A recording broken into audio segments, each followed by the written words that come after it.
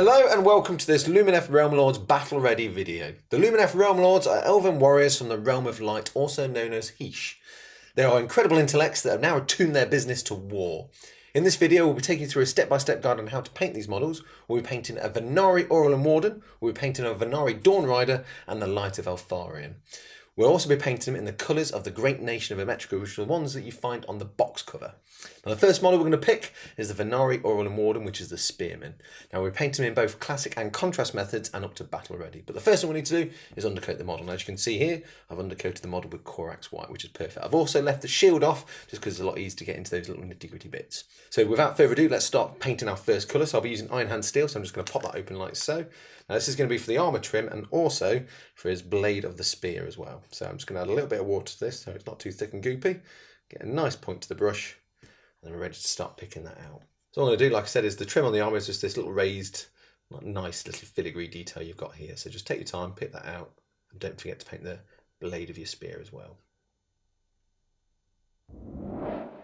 There we are with all those silver details now picked out on the model. You'll also notice I picked out the scale mail and don't forget to do the details on the shield as well. So what I'm going to do now is move on to applying a contrast over the whole model. For this I'll be using Skeleton Horde. So what I'm going to do is use my medium shade brush. I'm just going to apply a little bit to the palette. This is so I just don't overload the brush too much. Know that I'll get a nice point and then I'm ready to start coating. Now the idea of this is really to concentrate on the robes and the armour, but obviously you'll get it on other places as well. I'm going to avoid trying to get on the plume if I can. It just saves tidying up later on. Take your time, and if you do find it pulling at the bottom, just use your brush to soak up any excess. And with the Skeleton Horde now dry, you'll notice that the trim of the armour has just been toned into a more of a yellowy tone that looks like light brass that's more in keeping with the box art. And I've also quickly tidied up the scale mail ready for later on. So what we're going to do now is move on to applying some more base coats. Now we're going to start with Corax White, which is going to be for the armour panels. After that we'll move to Mournfang Brown, which is going to be the shaft of the spear and also his scabbard as well. After that we'll use Lothern Blue for the plume and any blue details, then we'll finish off with the base coats by using Retributor Armour for any gold details. But first of all, let's start applying that Corax White. So all I'm going to do is get a little dollop, add a little bit of water, and again get a nice point here. And what you're aiming to do is pick out those flat panels, or I say flat panels, the armour panels, with inside the trim like so, and also we'll be picking the trim on the skirt as well. So just take your time and just layer it up, and you might want to do a couple of coats of this as well. There we are with the armour and the trim picked out in Corax White. We're going to move on to Mournfang Brown. This is for the shaft of the spear and also his scabbard as well. You might want to do a couple of coats just so none of that white shows through. With the shaft and scabbard now done, we're going to move on to applying Lothern Blue to the blue detail. So you've got the little plume on his helmet to do. You've also got the skirt at the front and there's a couple of little ribbons scattered across the model. If you're not sure, just check the box art for details. With those blue areas now picked out, we're going to move on to the gold, and for this we're using Retributor Armour. So there's a few little gold details around, so if you're not sure, just check your box art. With the gold done and all the base coats finished, we're going to move on to applying some shades and contrast. Now first of all, we'll start off with Wildwood, which will be for the leather and the boots. After that we'll move on to Gunman Flesh for the skin, then we'll use Reikland Flesh Shade for any gold details, and then Agrat Earth Shade for the scabbard and the shaft. But first of all, let's start with the Wildwood. So again, I'm going to be using a small layer brush for this, just more for control. I'm just going to apply some to the palette, get a nice point just so I don't overload the brush, and then we're ready to start doing it. So like I said, there's a couple of areas to pick. So you've got like the boots at the bottom, you've also got the gloves here, and at the back, there's just some leather straps just holding that breastplate in place. Take your time, and in some places, especially the boots, you might want to do a second coat. With those leather details picked out, we're now going to pick out the skin using Gunman Flesh. So you just mainly got the face here to do, but there's a little bit around the neck as well. With the skin now done, we're going to move on to picking out the gold details using Reikland Flesh Shade. Just take your time and make sure it doesn't pull in those recesses. Now that the Reikland Flesh Shade is dry, we're going to move on to applying Agrat Earth Shade to the shaft of the weapon and the scabbard of the sword. And there we are with the scabbard and the spear shaft now coated in Agrat Earth Shade. We're going to move on to applying the rest of the shades and contrast paints. Now we're going to start with a Keeling Green, which is going to be for the scale mail. We'll then move on to Norn Oil for the spear tip. After that, I'll be using Ultramarines Blue for the blue areas, such as like the plume and obviously the little cloth bits and ribbons that hang off the actual scabbards and stuff. And then we'll finish off by using Volupus Pink, and that's just going to be for the sword handle on his back. So first of all, let's start with that Keeling Green. So I'm just going to apply a little bit to the palette, like so, not too much. And then I'm just going to add a little touch of water. I don't need to really thin it down that much. Now I'm just going to get my brush to a nice point, and then I'm going to start applying that to the actual scale mail. So it's just these little bits here. So all I'm going to do is just start running that across like so. After applying the Keeling green, it's worth just highlighting some of those scale mail bits with a little bit of iron hand steel just to bring out some of that nice bling silver effect that you expect from scale mail. So what I'm going to do now is apply some Nuln Oil to the spear tip. So all I'm going to do is just run that down the blade like so. Obviously you'll need to do both sides, so once one side's done, just move to the other. With the spear tip done, what we're going to do now is move on to applying Ultra Wings blue to the blue area. So we're going to do it all over the skirt and also the ribbons. But actually on the plume, what we're going to do is just do a little colour, well, 3 little colour areas. So like little flashes of colour. So once I've done this little skirt bit here, I'll show you what I mean. So once I've done that, apply that over. Again, do the same thing like you would on the ribbons. The actual plume itself, all I'm going to do is where the little gold bits are, is just do 3 little flashes of colour. So one there, just like you'll see on the box art. And if you do get some on that gold, just tidy back up with a little bit of Retributor on there. There we are, the blue details picked out. Also, it's worth remembering to do the little symbol on the shield as well. So what we're going to do now is we're going to move on to applying Volupus pink, and this is just to the handle or the grip of the sword. I'm just going to spin that around like so. Just do the back like there. Again, you might want to do a second coat if it's not bright enough. There we are, the sword handle now picked out. We're going to move on to applying some texture to the base. Now for this, we'll be using Agrilan Earth. So all I'm going to be doing is grabbing my trusty texture tool. So I'm just going to scoop some out like so, just using the large side first. And all I'm going to do is then start dolloping that actually onto the base. So I'm just going to do a couple of dollops like so. And then as I get close to those feet, I'm just going to move to the smaller side, just for a bit more accuracy, and move that in. Now the more you apply this, the bigger the cracks will get. So obviously just be neat first, and then apply some more after. You probably want to leave it to dry for around about an hour. Once that's done, paint the rim of the base in the colour that matches your force. And also once that's done, I'd recommend gluing the shield on as well. And there we are with our Venari Auril and Warden now done. We're going to move on to our next model, which is the Venari Dawn Rider. And again, we'll need to undercoat this model. As you can see here, I've used Corax white undercoat. So it's very similar to the previous model, but obviously it's a different shape model with different bits on it. So we're going to start off by picking out the iron hand steel, which is all on the trim of the armour. So again, just dollop some of that onto the palette, a little touch of water, not too much, and get our brush to a nice point, and we're ready to start picking out those details. So I've kept the shield off for this one as well, just because it means it's a lot easier to get into all those bits and bobs. So all I'm going to do is just start on the shoulder pad, work my way around. If you're not sure, look at the previous one, or actually just check your box art for details. There we are, with all that silver trim now picked out. What we're going to do now is we're going to move on to applying a contrast. We're going to apply this all over the model before we apply any more base coats. So what I'm going to do is grab my medium shade brush. So I'm going to apply some to the palette like so. This is just so I don't overload the brush too much. Get yourself a nice point to the brush like so. And then we're just going to coat this over pretty much everything, so including the horse. This will get us ready for later on when we start applying colours to that horse. After this is dry as well, it is just worth picking out things like the face with a little bit of Corax white. This will just make it easier when you start applying the flesh colours later on. There we are, with the skeleton horde now thoroughly dry. We're going to move on to applying the rest of the base coats. Now we're going to start by using Corax white. Now this is obviously for the armour panels, but if there's any areas you need to tighten like the face and the plume, now's the time to do that as well. After that, we'll be using Mournfang brown for the scabbard and the spear shaft. Then we'll be using Lothern blue for any blue details on the model. Then we'll finish off by using Retributor armour for any gold details. But first of all, let's start with that Corax white. So I'm going to apply a little bit of water, a little bit more than I normally would when doing base coating, just because it runs into those cracks a lot easier where you've got all that nice filigree of the armour. So all I'm going to do is just get a brush to a nice point.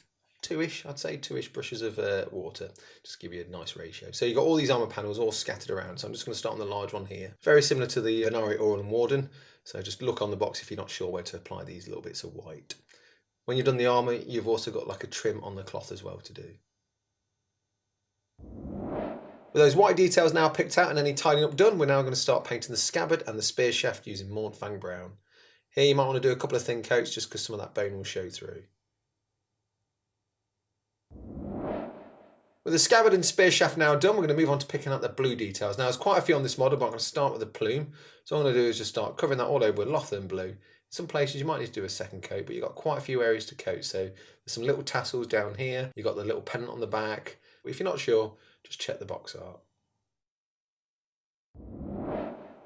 Now that we've picked out all those blue areas, we're going to move on to the gold. So there's a few details. So you've got a lot of bits on the scabbard for his sword. You've got some bits on his spear as well.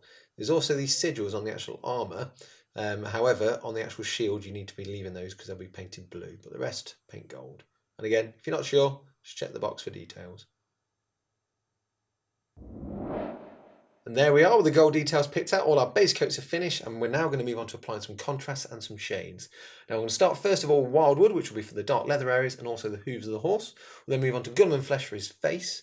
Then we'll move on after that with Reichland flesh shade for any gold details and Agratzer shade for the shaft of the weapon and the scabbard. So first of all, let's start applying that wildwood. So what I'm going to do is apply a little bit to the palette, not too much. This is just so I can get my brush to a nice point. So you've got a few leather straps on the model and also the back of his boots as well. So all I'm going to do is start picking on the back of the boots here, and like I said, there's some straps here and just some around the back there, which will be a bit tricky to get to, but take your time. If you do make any mistakes, just tidy back up with some base paints and reapply any shades if you need to. With all the brown details picked out, what we're going to do now is move on to picking out the flesh using a little bit of Gulliman flesh. So we're just going to run that into the helm like so. Again, for more definition, it's always worth adding a second coat. Just wait for the first one to dry first before you do that.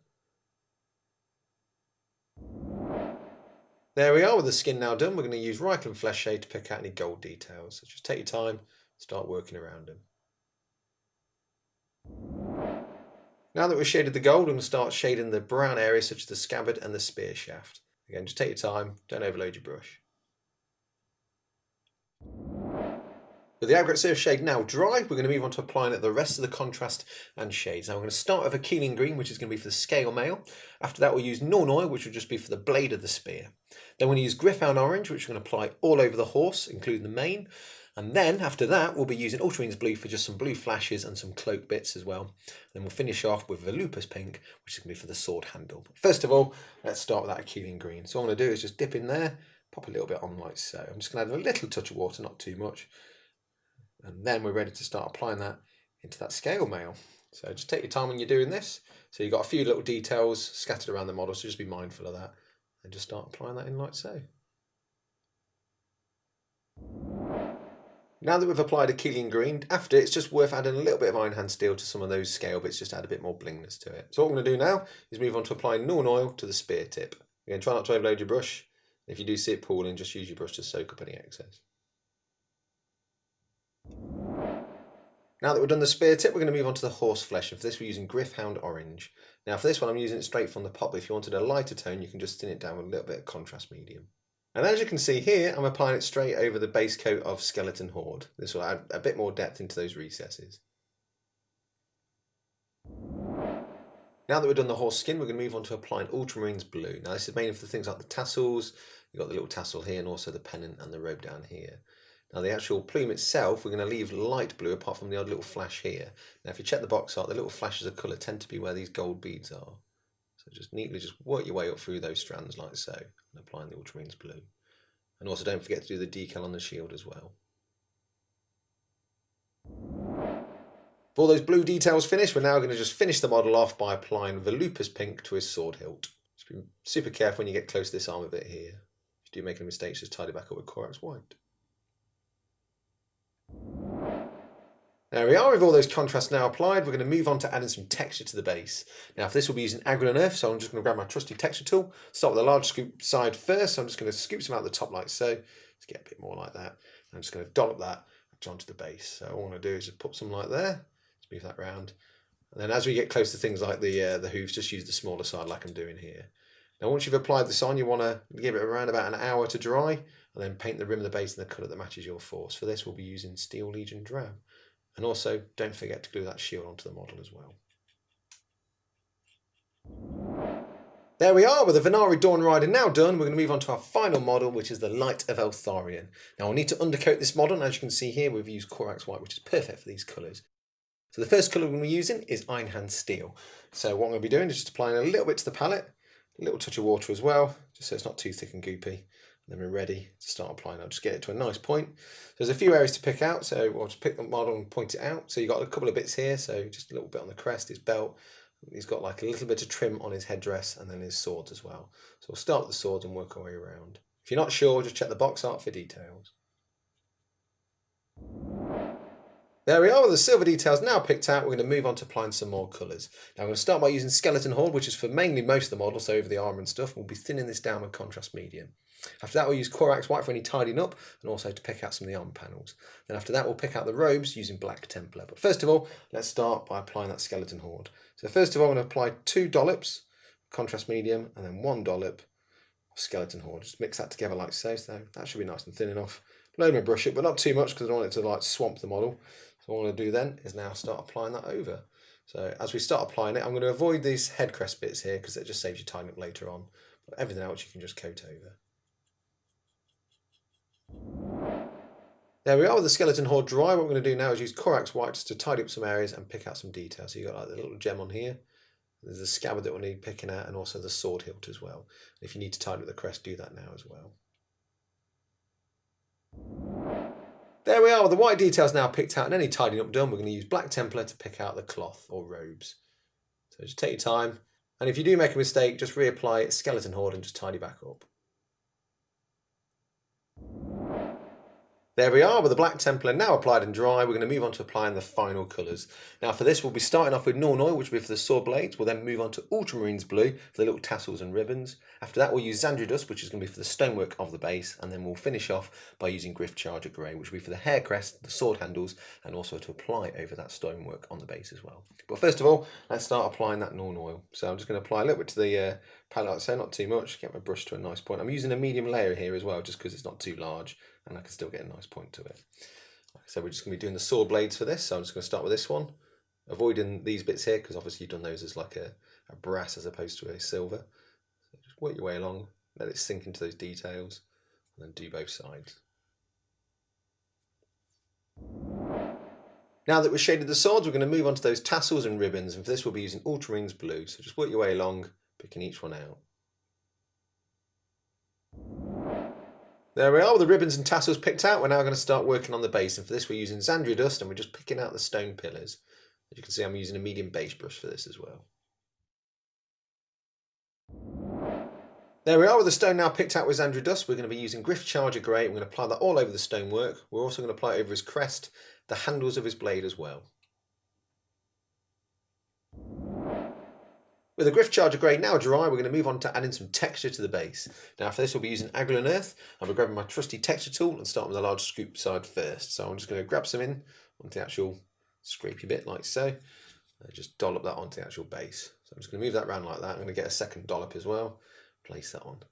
Now this is the easiest part on the flat bit here, but actually when we get to the detail around here, I'm just going to move to the smaller side. And then just start being a bit more accurate and then moving that onto the actual texture. I'm actually going to coat some of this sand as well just to tie it all in with the rest of the base. Another thing to bear in mind as well is trying to fill these gaps a bit. So where the moulded base is, just push it in a bit like so. Once you've applied all this, you want to leave it for around about an hour to dry. And once it's dry, paint the rim of the base in a colour that matches your force. And for this one, we're using Steel Legion Drab.